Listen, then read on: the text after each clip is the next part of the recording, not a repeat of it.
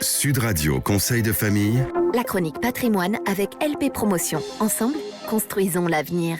Bonsoir à tous, bonsoir Stéphane Moller. Bonsoir Olivier. Le président et le fondateur du cabinet Via Wealth Management. De plus en plus de questions pratiques, questions que nous pose Edwige. Edwige n'a jamais eu d'enfant et elle souhaiterait transmettre ses biens à son neveu. Elle aime beaucoup Benjamin. Quel conseil peut-on lui donner? Ouais, c'est toujours intéressant de faire le point sur ces questions. Ouais, généralement en présence d'enfants, ce sont eux, on l'a déjà évoqué, en tant qu'héritiers réservataires qui sont prioritaires dans l'ordre de succession. Expliquez-nous donc comment une succession se déroule lorsqu'il n'y a pas d'enfants. Alors, les enfants sont effectivement des héritiers légaux et arrivent en premier dans la succession. Il faudra donc distinguer deux hypothèses.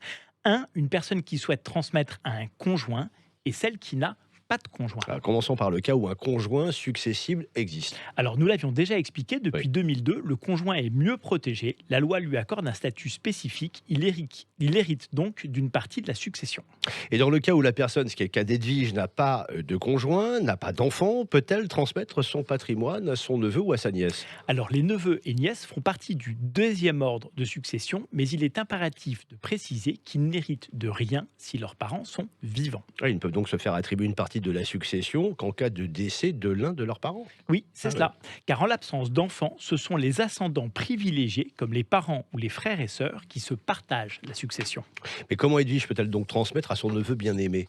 Alors, une personne de moins de 80 ans peut léguer à son neveu la somme de 31 865 € en franchise de droit de succession, à condition que le bénéficiaire de la donation soit majeur ou mineur émancipé. Cette exonération peut se cumuler également avec les abattements dont le neveu peut bénéficier. Oui, tous les 15 ans est appliqué un abattement de 7 967 €. Attention, rappelons une fois de plus que les neveux et nièces n'héritent que par représentation, c'est-à-dire si leurs parents sont eux-mêmes décédés. Que peut-on suggérer à Edwige comme autre solution de transmission? Alors, la création d'une SCI avec ses neveux et nièces, cumulée avec le principe de démembrement de copropriété de parts sociales, permettrait à Edwige de conserver l'usufruit de ses biens et de les transmettre avec une forte diminution de frais de succession. Je pensais également, Stéphane, on l'avait évoqué, à la vente en viager.